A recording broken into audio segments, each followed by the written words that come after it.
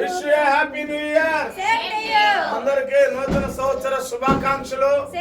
మన ప్రభు అయిన యేసుక్రీస్తు వారి యొక్క కృపా దీవెనలు ఈ 2026 సంవత్సరం అంతా కూడా మీ కుటుంబాలకు, మీకు, మీ ఆత్మీయ జీవితాలకు, మన గ్రామానికి, మన దేశానికి కృపా సమృద్ధిని, క్షేమాన్ని దయచేయును గాక.